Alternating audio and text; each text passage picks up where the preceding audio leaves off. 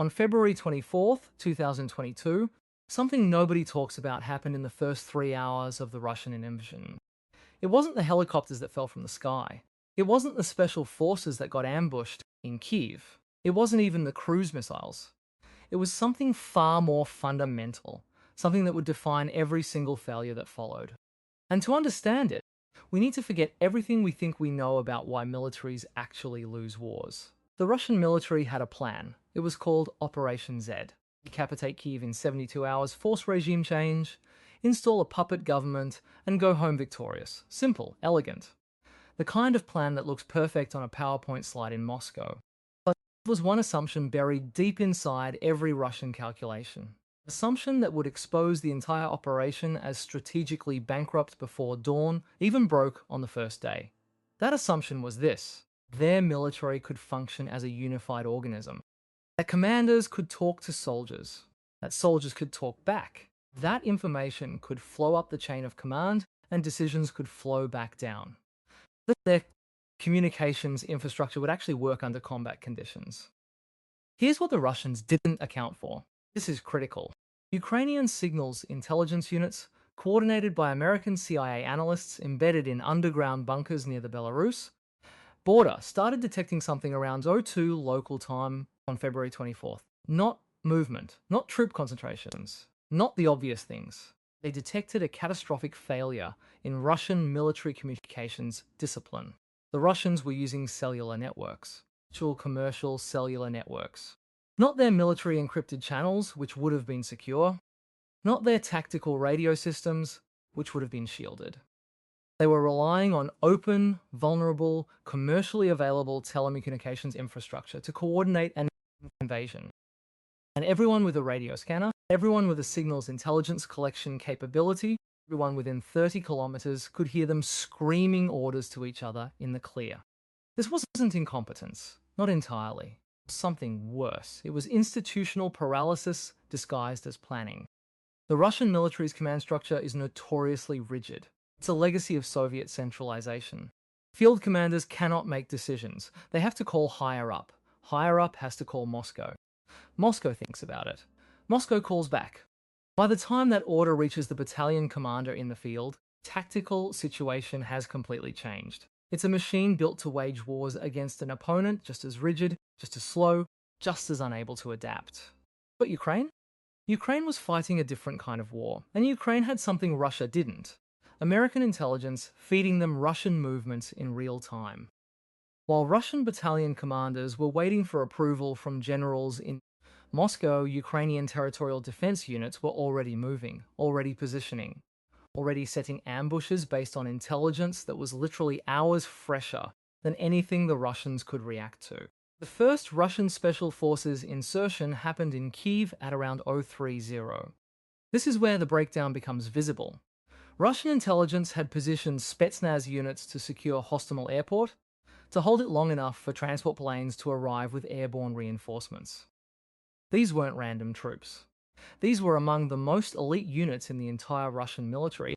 The 45th Guard Spetsnaz Brigade, the Rosgvardia elite formations. These were men trained for years for exactly this mission, but they couldn't coordinate. Between the electronic warfare attacks degrading communications, between civilian resistance they weren't briefed to expect, between American signals intelligence letting Ukraine know precisely where they were and when they were arriving, between the command structure paralysis that prevented them from adapting on the fly, they started dying in ways that elite units don't usually die. A Ukrainian territorial defense unit, essentially armed civilians, with a few weeks of training and some recent weapons deliveries, encountered a Spetsnaz patrol at around 0330. The Spetsnaz commander needed to call for support, but his communications were compromised. His unit was operating in an intelligence vacuum, while the Ukrainians were operating with a full picture of where Russian units were, where they were going, and what they were trying to do. The territorial defense unit won. The Russians withdrew. This happened multiple times on that first day. By 04, Russian air operations were ramping up. Kalibr cruise missiles were hitting targets. Combat helicopters were launching. Fixed-wing aircraft were conducting sorties from Belarus and Russia. This was the part of the plan that was supposed to work. Suppression of Ukrainian air defenses through overwhelming firepower, followed by total air superiority, followed by logistics aircraft, bringing in the reinforcements needed to actually hold ground and consolidate gains. But the Ukrainians had already moved their air defense units. They weren't sitting where Russian intelligence told them to be. Ukrainian mobile air defense teams were hunting. A Stinger team somewhere in northern Kyiv Oblast had a Ka-52 attack helicopter locked. The missile fired, the helicopter's flares deployed, the seeker on the Stinger ignored them and followed the helicopter's infrared signature. K-52 went down. This happened repeatedly that first day. Russian pilots who expected to have air superiority were flying into a nightmare. Here's what nobody in the Russian high command had accounted for. Information advantage doesn't just mean knowing where the enemy is. It means the enemy knowing where you are and what you're about to do before you do it. The Ukrainians had perfect visibility. The Russian move was telegraphed. Every concentration of force was known. Every airfield, every supply route, every command post was on a map somewhere that American analysts were looking at in real time. By 2005, Putin appeared on Russian national television. He announced the military operation to his people. Announcement was the moment the entire plan shifted from tactical failure to strategic collapse. Because up to that point, Putin had operational options. He could have paused, he could have reassessed, he could have brought in reserves and changed his approach. But once that announcement was made, once the Russian people knew a war was happening, once the world knew, he was locked in. The psychological moment had passed, the window for tactical adaptation had closed, Putin had to escalate or look weak. The Russian military, still trapped in the paralysis of its own command structure, with communications degraded, with intelligence proven wrong, with elite units suffering unexpected losses, now had to keep moving forward, even though the original plan was clearly failing. What happened next was something that military historians call escalation bias. When a plan starts failing, commanders often double down rather than pull back. It's a cognitive bias. They've already committed. They've already told their leadership success was assured. They've already told their soldiers what they're supposed to accomplish. Backing off looks like defeat. So Russian forces kept pushing toward Kyiv, even though the conditions that were supposed to make that push successful no longer existed. They kept pushing even though air support couldn't be guaranteed. Kept pushing even though logistics were breaking down. Because supply routes were being interdicted by Ukrainian forces operating on superior intelligence. They kept pushing because the command structure couldn't admit the plan was broken and couldn't coordinate a strategic pivot fast enough even if it wanted to. By hour 6 of the invasion, something extraordinary was already becoming visible. The Russians had a superiority on paper, they had more troops on the ground, they had more armor, they had more firepower. But they were losing because they were fighting blind while their opponent could see everything. The Russians were trying to execute a complex, multi-axis operation while their communication systems were compromised. The Ukrainians were adapting in real time based on perfect intelligence. This is the part of the story that gets glossed over in the narrative accounts. It's not dramatic like helicopters falling from the sky. It's not visually compelling like explosions lighting up the night. But it's the actual reason why the Russian invasion, which was supposed to take Kyiv in 72 hours, turned into a grinding, prolonged conflict that Russia eventually couldn't win. The fundamental problem wasn't tactical. It wasn't even operational in the traditional sense. It was strategic level communication breakdown compounded by cognitive bias, multiplied by an opponent with perfect intelligence and the ability to adapt. The Russian military was trying to run a race in the dark while Ukraine had the lights on and a map. Once that first day established the pattern, Russian forces moving according to plans based on outdated intelligence, Ukrainian forces responding based on real-time information, Russian communications compromised, Ukrainian adaptability increasing. The entire invasion was essentially decided. It would take months for that decision to manifest fully. It would take enormous casualties. It would take more equipment loss than Russia had experienced since the Cold War ended. But from hour one, from those first moments when Russian commanders couldn't talk to each other, and Ukrainian units were responding to threats they could see coming, from miles away, the outcome was no longer in doubt.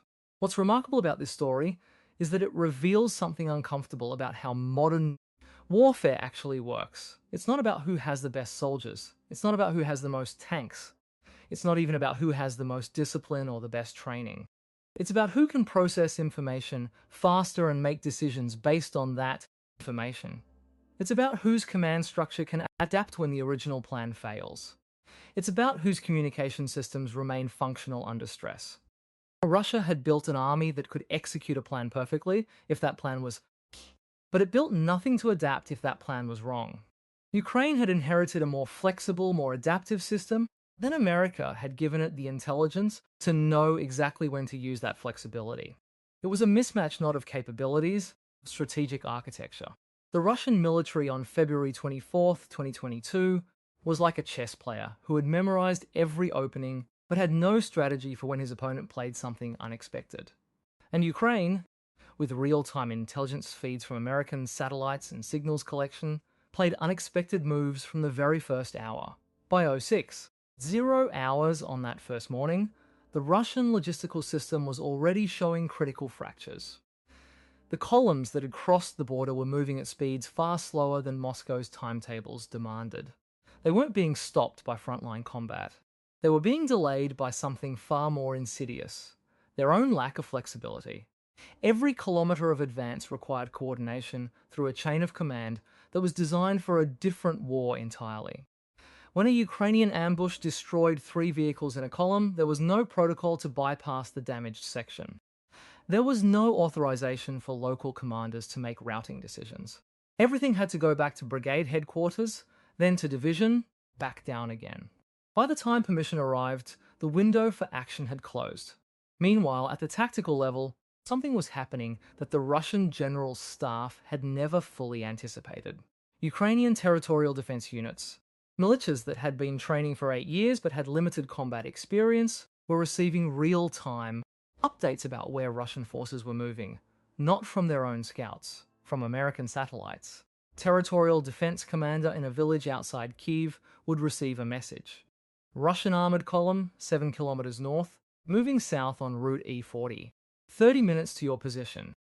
The intelligence was arriving faster than the Russian column could cover the distance. This represented something unprecedented in land warfare. A smaller, less equipped force was achieving battlefield awareness that typically only belonged to the side with air superiority and surveillance dominance. Ukraine didn't have more tanks. Ukraine didn't have better anti-tank weapons than what Russia had brought. What Ukraine had was perfect information about where those tanks were going to be, and that information arrived before the tanks arrived. By 07, 0 hours, the first major engagement north of Kyiv was unfolding not because either side had planned it, because Ukraine knew exactly where the Russians were and had positioned forces accordingly. Russian convoy carrying airborne troops toward Hostomel Airport, the critical objective that would serve as Russia's main logistics hub, encountered destroyed bridge. The bridge wasn't destroyed by prior bombing. It was destroyed by Ukrainian engineers who had been told by intelligence that this road was the primary axis of Russian advance. The Russian column halted. There was no alternate route that hadn't been similarly prepared. Russian engineers would need to repair the bridge or find another way forward. This would take hours. Those hours were not in the original plan. What's critical to understand here is that this wasn't a Ukrainian tactical victory in the traditional sense. Ukraine hadn't outfought Russia at this location. Ukraine had simply denied Russia the time and space to fight according to Russia's preferred timeline. And that distinction, the ability to deny your opponent their tempo, is often more valuable than winning individual firefights. The Russian military doctrine that had evolved through the Chechen Wars, through Georgia, and through Syria was built on achieving overwhelming local superiority through rapid concentration of force. You identify an objective, you mass forces rapidly. You overwhelm the defender before reinforcements arrive. But this doctrine requires your opponent to follow a predictable timeline. It requires the enemy to defend where you expect them to defend. It requires the enemy not to know where your forces are until they arrive. All 3 of those assumptions collapsed in the first hours of the invasion. Ukrainian defenders weren't where the Russians expected them because they'd been warned in advance. The Russians couldn't concentrate force as quickly as they planned because their logistics were already degraded. Ukraine knew exactly where the concentrations were forming because American intelligence was watching in real time from space. By 08 hours, Russian commanders on the ground were beginning to grasp that something was fundamentally wrong with how the operation was unfolding. The timeline was slipping. The airborne assault on Hostomel Airport was still hours away from launch. Ground forces were encountering more organized resistance than predicted. Communication with higher headquarters was becoming increasingly difficult because the electronic warfare campaign that was supposed to cripple Ukrainian command had instead crippled Russian communications across the board. The Russians had jammed Ukrainian civilian cell networks, which meant that Russian units trying to use those same networks as a backup communication system now found themselves in a complete communications blackout. This is where the architecture of the two militaries becomes starkly visible.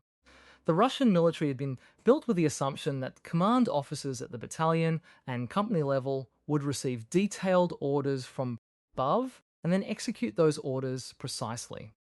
The system functioned beautifully when communications were good and the enemy was predictable. But now communications were degraded, the enemy was anything but predictable, junior officers who had been trained to follow orders, not to make independent decisions, suddenly found themselves without orders and without communications. Ukrainian company commanders, by contrast, had been operating in a decentralized manner for 8 years during the conflict in eastern Ukraine. They understood that they might be cut off from higher command at any moment. They had been trained to exercise initiative within loose overall objectives. They had tactical autonomy. It wasn't because the Ukrainian military was inherently more flexible. It was because they'd been forced to adapt to a much weaker starting position. They couldn't rely on overwhelming force concentration, so they had to rely on distributed decision-making. By 09 hours, the Russian airborne assault on Hostomel Airport was launching. The helicopters, Mi-8 transport helicopters carrying airborne troops, were approaching from the north, their routes calculated to avoid the thickest air defense concentrations. But the Ukrainian military, equipped with intelligence about the timing and coordinates of the assault, positioned Stinger teams and other air defense assets along those routes. The helicopters began taking fire at a much greater density than Russian planners had modeled. One of the first helicopters was hit, crashed in a field outside the airport. The crew died, but more critically, the assault formation began to scatter. Helicopters that should have been landing in tight formation, discharging troops in coordinated waves, were now spread across a wider area, landing in isolation, delivering troops in broken patterns. This meant the airborne units, instead of arriving as a cohesive force ready to seize the airport terminal, were arriving as scattered groups with communication between them severely degraded. This is where small advantages compound into strategic failure. The Russian plan had assumed a certain sequence. Helicopters land, troops disembark, airborne units seize the airport terminal, subsequent waves land and secure the perimeter, airlift operations begin, aircraft start delivering reinforcements and supplies.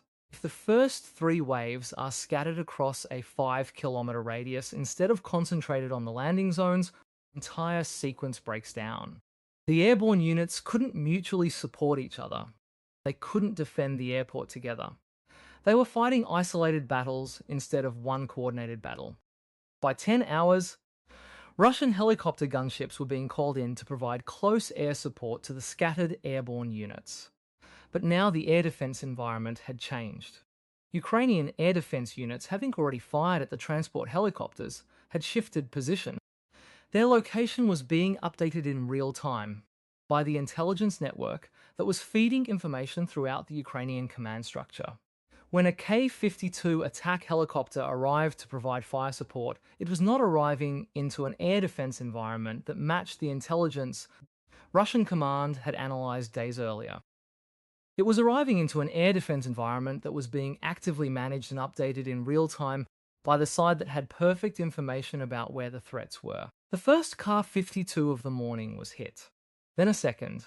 The casualty rate among Russian rotary wing aircraft on February 24th was running 2 to 3 times higher than Russian military planners had modeled. This wasn't because Ukrainian pilots were more skilled or because Ukrainian air defense systems were superior. It was because Ukraine knew where the aircraft were going to be before they arrived there.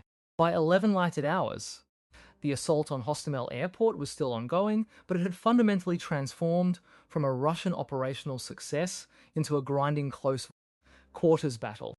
Russian paratroopers were fighting Ukrainian defenders inside and around the terminal building. The airport, which was supposed to be secure by now, allowing for the arrival of Il-76 transport aircraft delivering mechanized reinforcements, was still contested. The first transport aircraft to attempt a landing would come under small arms fire and would have to abort. The second would attempt to land and would be hit.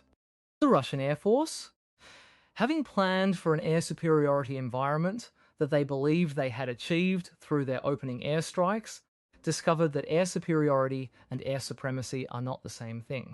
Air supremacy means no enemy aircraft can operate in the airspace at all. Air superiority means your aircraft can operate freely, but enemy aircraft cannot. The Russian military, through electronic warfare and airstrikes in the opening hours, had achieved something that looked like air superiority in terms of the radar picture. But Ukraine's air defense network, which was partially degraded but not destroyed, remained functional at the tactical level. Ukrainian forces had Stingers. They had man-portable air defense systems. They had vehicle-based air defense. And most critically, they knew where the Russian aircraft were going to be. By 12 hours on February 24th, the Russian High Command was receiving reports that contradicted their expectations. The operation was not on the planned timeline. Airborne units were engaged in close quarters combat instead of having secured the airport and begun disembarking transport aircraft with reinforcements. Ground forces advancing from the north were encountering more determined resistance than expected. Electronic warfare was not having the decisive effect on command and control that had been modeled in the planning process. And most concerning, casualties among aviation assets were running significantly higher than anticipated. At this moment, the Russian command structure faced a decision that would define the entire campaign. They could adjust their plan based on what was actually happening on the ground, or they could assume that the plan was correct and that the resistance would collapse if they simply maintained pressure. Given the nature of Russian military command structure, where senior officers are expected to achieve the objectives they've been given, where reporting that the plan is failing is often interpreted as a failure of the commander rather than a failure of the plan. The decision made was to maintain pressure and push forward despite the signs of slippage. This decision was made without full understanding of why things were going wrong.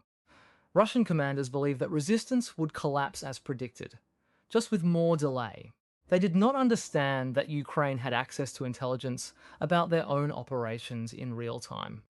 They did not understand that the reason the airport was still being contested was not because Ukrainian soldiers were more courageous, because they knew exactly when and where the assault was coming, had positioned forces accordingly, had been receiving updates throughout the morning about Russian movements. The intelligence war, the competition to understand what the enemy is doing, had been decided before the shooting started. That victory was carrying forward into the tactical level, where small advantages were compounding into larger ones. By 13 hours, the Russian ground forces attacking from Belarus were beginning to encounter serious organized resistance around Bucha and Irpin, the northwestern suburbs of Kyiv. These areas had not been heavily fortified before the war. There was no continuous trench line or prepared defensive positions. But what they did have was Ukrainian soldiers who had been told where the Russians were coming from, time to position themselves in buildings and prepared positions, and were receiving real-time updates as Russian forces advanced. This was not the cavalry charge that the Russians had expected. This was a prepared defense where the defender had chosen the ground and had positioned forces to maximize Ukrainian strengths, which were close quarters combat, familiarity with urban terrain, and now perfect intelligence about Russian movement. By 14 hours, the first major armored engagement of the day was occurring south of Kyiv, the town of Vasilkiv. A Russian mechanized column advancing en route E40 encountered a carefully prepared ambush. The ambush had not been discovered by chance. It had been positioned by Ukrainian forces, who had been told by intelligence where the Russian column would be at a specific time. When the column arrived, it was struck from multiple angles simultaneously by anti-tank missiles, artillery, small arms fire. The Russian column, which had been moving in a tactical formation designed to protect against enemy fire, suddenly found itself taking fire from directions that didn't match the intelligence picture Russian commanders possessed. Artillery was coming from locations where the Russian intelligence assessment said no Ukrainian forces were positioned. Anti-tank fire was coming from angles that suggested Ukrainian forces had far more vehicles than they should possess. What was actually happening was far simpler and far more damaging to Russian plans. The Ukrainian forces conducting the ambush had been positioned there specifically because intelligence said the Russian column would arrive at that location at that time. The Ukrainian commander had chosen the perfect ground for that ambush, positioned every asset in the most effective arrangement, and had been waiting with the certainty that the enemy was coming. This is not the same as a successful ambush conducted by a defending force that is reacting to information. This is an ambush by a force that has perfect information, has prepared the ground completely, is simply waiting for the enemy to arrive at the predetermined time. The tactical advantage is almost insurmountable. By 15 hours, reports from multiple Russian units were indicating that the operation was falling significantly behind schedule. The Hostomel airport situation was still not resolved. Ground forces advancing from Belarus were making slow progress against unexpectedly prepared defenses. Air operations were experiencing higher than anticipated losses, and for the first time, Russian commanders were beginning to understand that something about the intelligence picture they'd been given was wrong. The resistance was not collapsing. The defenses were not lightly held. The enemy knew where the Russian forces were and seemed to be responding with precisely prepared countermeasures at each location. This realization, had it come with enough lead time and with a command structure flexible enough to act on it, might have led to a fundamental reassessment of the operation. But the Russian military structure was not built for that kind of mid-course correction. Plans made at the highest levels of command were expected to be executed by subordinate commanders. Subordinate commanders who reported that the plan was failing were often viewed as lacking the will to execute properly.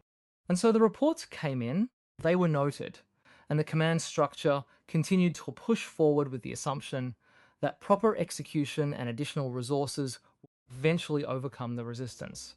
The Russian military on February 24th, 2022, was discovering in real time what American military theorists had predicted in academic papers. The side with perfect intelligence about its enemy's movements would have an overwhelming advantage that could not be overcome through superior firepower alone.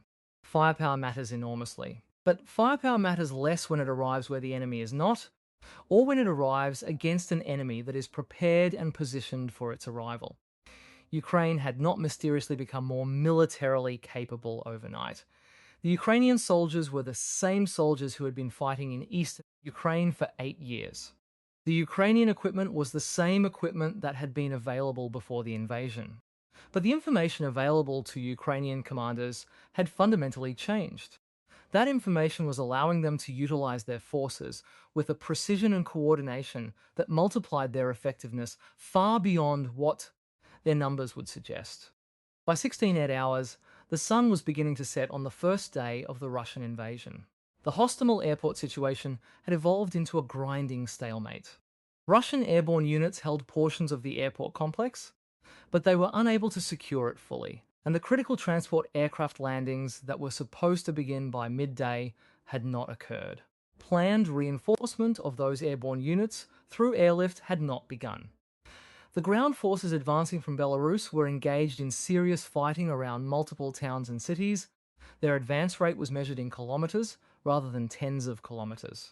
The southern axis of attack, moving up from Crimea toward Kyiv, was encountering the prepared ambushes and coordinated defense that intelligence had enabled. For the first time, the question was no longer whether Russia would capture Kyiv in a matter of days. The question was whether Russia would be able to maintain the momentum of its advance at all. Transformation had occurred, not because Ukrainian soldiers had suddenly become more skilled or more brave, but because the information environment had fundamentally shifted in Ukraine's favor. Thank you for watching. This kind of tactical breakdown requires hours of research and analysis. If you want to go deeper into how intelligence shaped this entire campaign, Put together a full resource in the description and pinned in the comments that walks through the specific intelligence feeds and how they were used at each tactical level. Make sure you're subscribed and hit that notification bell so you never miss a breakdown like this.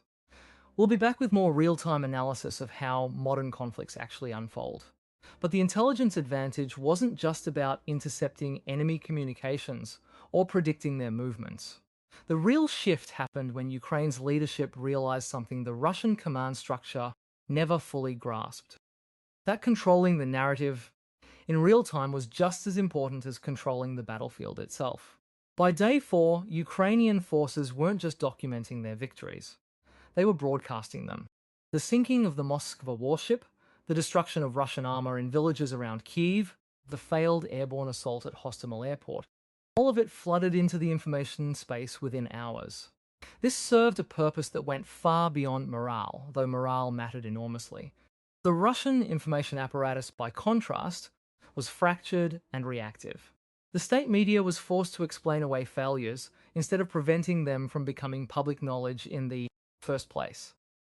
While Ukrainian commanders were openly showing combat footage and coordinating attacks in near real time with international partners, Russian generals were still denying basic facts on the ground: the presence of forces, the scale of losses, the failures of their operational plans. This asymmetry in the information space had cascading tactical effects. When a Ukrainian spotter could film a destroyed Russian tank, post it to Telegram, and have that image reach Western intelligence analysts, Ukrainian soldiers on the ground, the international media within minutes, the speed of targeting improved dramatically. Redundancy in the kill chain disappeared. There was no need to rely solely on Ukrainian military communications networks, which were being jammed. The public internet itself became a weapons system. Russian forces, meanwhile, found themselves operating in an environment where their movements were being tracked not just by NATO's satellites and Ukrainian intelligence, but by random civilians with smartphones, by international volunteers monitoring open-source intelligence networks, by military analysts in a dozen countries who had access to the same information at nearly the same moment that Russian commanders did. By the second week of the invasion, this had become so pronounced that Russian forces were essentially operating with transparency. A motorized rifle battalion couldn't move 10 kilometers without its location being publicly identifiable within an hour. This forced them to abandon their original operational tempo and shift to a much more cautious, fragmented approach. Couldn't mass forces for breakthroughs, because massing forces meant being visible to hundreds of independent observers.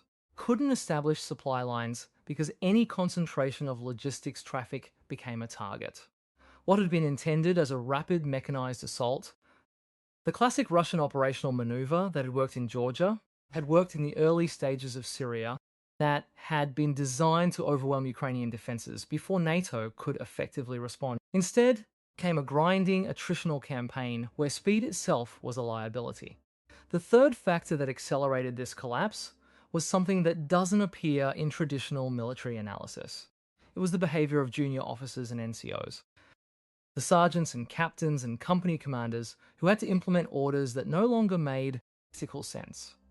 As the invasion progressed beyond the first 72 hours, these soldiers started making independent decisions about whether to comply with orders that would get their units destroyed. This sounds like a small thing. Soldiers deciding not to follow orders because the orders contradict what they're seeing on the ground. In the context of how Russian military culture actually functions, with rigid hierarchies and severe punishment for disobedience, it represented a structural fracture in the command system itself. A company commander in a mechanized rifle unit near Kyiv wasn't receiving orders that reflected reality. His higher headquarters was telling him to hold a position or advance when that position was untenable and that advance would result in total annihilation. So the commander made a choice. He reported back that his unit was in a different location than it actually was. He moved his troops to defensible terrain instead of following the assigned route. He reduced his combat profile by dispersing instead of concentrating. These were micro-level decisions made by individual junior officers, but they cascaded upward and created a situation where the entire Russian force structure in Ukraine was increasingly operating as disconnected, fragments rather than as a coordinated army. And because the Russian military doesn't have a tradition of distributed decision making or mission command the way Western militaries do, there was no doctrine or cultural framework for handling this kind of decentralized adaptation. The higher the loss rates got, the less willing lower level commanders became to risk their soldiers on tactically senseless orders. If they complied with orders, the more the force fragmented. The more it fragmented, the faster it accumulated losses. By day 12, Russian operational capability in the Kiev sector had essentially ceased to exist as anything resembling a coordinated offensive force. Shifted entirely to a defensive posture, consolidated their positions, were now focused on consolidating territorial gains and preventing Ukrainian counterattacks. Grand strategic objective. The rapid conquest of the capital, the decapitation of the Ukrainian government, the forced capitulation of the entire country, had been abandoned not because of a specific Ukrainian victory, but because the operational context had shifted so thoroughly that the original plan was no longer executable. What's critical to understand here is that none of this invalidates the analysis that conventional Russian forces were initially superior on paper. They were. The Russian Air Force had more planes. Russian artillery was heavier, Russian armor was quantitatively dominant. But superiority on paper and superiority in execution are different things. The Russians had the capacity to win, they had the firepower. What they didn't have was the operational flexibility, the intelligence advantage, or the command culture necessary to convert that firepower into decisive results quickly enough. And Ukraine understood this from the beginning. That's why the decision-making was so aggressive in the opening hours. Ukrainian leadership knew they had a narrow window. They had roughly 72 to 96 hours before Russia's initial shock would wear off and consolidate into a grinding advantage. If they could prevent Russian forces from establishing air superiority in that window, if they could prevent the rapid insertion of airborne troops into the capital, if they could keep Russian forces disconnected and prevent them from massing, then the static defenses would hold. Time itself would become a Ukrainian advantage. By day 14, that's exactly what had happened. The initial shock had worn off. Russia was no longer advancing. Ukraine was consolidating its defenses. And now the grinding mathematics of attrition began to favor the country, fighting to preserve itself on its own soil against the country, fighting to conquer foreign territory. The logistics that had seemed impossible for Ukraine to sustain became possible because supplies were moving over short distances from Ukrainian territory to Ukrainian troops. The logistics for Russia became increasingly stretched because they were moving supplies over long lines of communication through hostile territory. The air defenses that had been degraded by electronic warfare in the first hours began to regenerate as backup systems came online and as Western air defense systems began arriving in the country. The command structure that had been fractured by jamming found alternative communication paths. The forces that had been scattered and disconnected began to consolidate into defendable positions. This is the phase of combat that doesn't get enough attention in strategic analysis. It's not the dramatic opening hours. It's the grinding consolidation that happens after the first shock has dissipated. It's when attrition mathematics begin to favor one side over another. It's when the initial operational advantage, no matter how overwhelming, begins to fade against the steady accumulation of small tactical improvements, dispersed losses, and the erosion of morale and unit cohesion. Thank you for watching.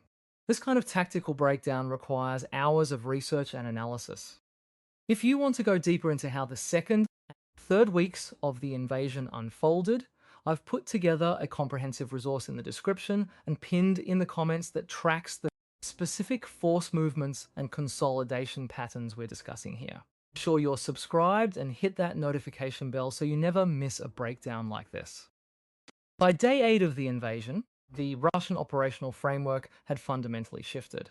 What began as a blitzkrieg designed to collapse Ukrainian defenses in 72 hours transformed into a protracted attrition struggle that the Kremlin had neither planned for nor adequately resourced to win. The northern axis, the push toward Kyiv through Belarus, had become a graveyard of abandoned vehicles, shattered logistics chains, demoralized units rotating off the front line, after suffering casualty rates that approached 30, 40, sometimes 50% of their starting strength. The mechanized columns that crossed the border with air superiority, electronic warfare dominance, numerical advantage had been dismantled piece by piece through a combination of Ukrainian territorial defense tactics, Western anti tank weaponry, the Russian army's own catastrophic failure to adapt to asymmetric warfare in urban and semi urban terrain. What made this consolidation phase so devastating for Moscow was the information gap that had developed between higher command and operational units in the field. Russian generals in Moscow were receiving intelligence reports that bore almost no resemblance to reality on the ground. Signals intelligence, intercepts of Ukrainian communications, painted a picture of a disorganized, panicked defense. Satellite imagery suggested that Ukrainian forces were retreating faster than they actually were. Human intelligence from agents embedded in Ukrainian territory reported demoralization and willingness to surrender that simply didn't materialize. The result was a command structure making decisions based on a battlefield that no longer existed, issuing orders to units that couldn't execute them, constantly postponing retreat timelines in expectation of a breakthrough that never came. This is where the human element intersects with military strategy in a way that doctrine never fully accounts for. A platoon commander in the field, watching his soldiers die from ambushes that shouldn't be happening according to headquarters intelligence assessment, faces a choice. Follow orders that are based on false assumptions and lose more men, or improvise, adapt, potentially face court-martial for unauthorized tactical deviation. In the Russian army, with its historically rigid command structure and severe punishment for initiative outside the chain of command, this created a cascade of paralysis. Lower-level commanders became increasingly reluctant to commit to offensive operations they didn't believe would succeed. Began reporting inflated casualty figures not to exaggerate the enemy's strength, but to justify why they couldn't execute the attacks they'd been ordered to conduct. And those inflated casualty figures, fed up the chain, eventually reached Moscow as confirmation that the operation was failing, which then triggered a shift in strategic objectives that few units in the field had been prepared for. By the second week, Russian logistics had become a secondary front that was collapsing independently of Ukrainian military action. The long supply lines from Belarus and Russian territory, stretching over 200 kilometers in some cases, became the de facto target of Ukrainian long-range strike operations. HIMARS systems that had begun arriving in mid-April turned rear area ammunition depots, fuel storage and command posts into burning rubble. Russian convoys attempting to resupply forward positions faced constant interdiction. Fuel shortages forced entire mechanized battalions to abandon vehicles and proceed on foot, which in turn meant those soldiers arrived at defensive lines exhausted, depleted, and without the mobility to execute the aggressive tactics they'd been trained for. This created a vicious cycle. Of fuel meant slower offensive operations. Slower operations meant more time for Ukrainian reserves to arrive and establish defensive positions. Stronger Ukrainian positions meant longer and more costly Russian assaults. Longer assaults meant higher ammunition consumption. Higher ammunition consumption meant more strain on already fragile logistics lines. The consolidation phase also revealed something that peacetime military analysis had underestimated: the psychological impact of failed operational expectations on unit cohesion and command legitimacy. Russian soldiers had been told they were conducting a 3-day special operation to remove a Nazi junta. They crossed into Ukraine expecting rapid victory, expecting the population to welcome them, expecting to be back in their barracks by spring.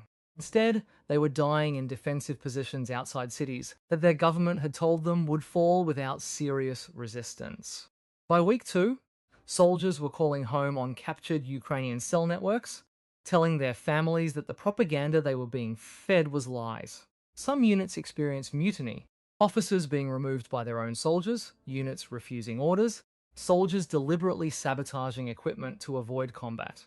While these incidents were initially rare and quickly suppressed, they seeded a broader crisis of confidence that would metastasize over the following months.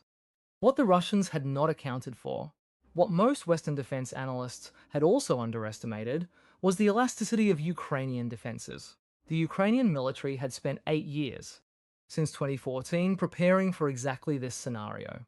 Every brigade commander had studied street fighting tactics in urban terrain. Every artillery unit had practiced displacement and rapid relocation to avoid counter-battery fire. Every intelligence unit had built networks and databases on Russian unit positions, capabilities, and vulnerabilities. Ukraine entered the invasion with a smaller standing military than Russia, with less advanced equipment in most categories, with no air superiority. But Ukraine entered it with an army that had been forged in an ongoing conflict by officers who understood the specific weaknesses of Russian command and control, populated by soldiers who were fighting for their homes against an enemy they understood viscerally. This asymmetry, Russian numerical advantage offset by Ukrainian institutional and tactical advantage, meant that the consolidation phase became a grinding war of attrition that favored the defender, not the invader. The Russians attempted to respond to this consolidation nightmare by essentially deciding to win the war through attrition, grinding down Ukrainian defenses through sheer expenditure of munitions and manpower. This is not a strategy that comes from confidence. It's the strategy of a military that has lost the operational initiative and is attempting to regain control through brute force. The problem is that attrition strategies require overwhelming material advantage, and by week 2, Russian material advantage was no longer overwhelming. Western weapons shipments were arriving, not yet in enormous quantities, but enough to begin changing the calculus. HIMARS systems, Javelin anti-tank missiles, Stinger air defense systems, artillery pieces, ammunition. Each category of equipment that arrived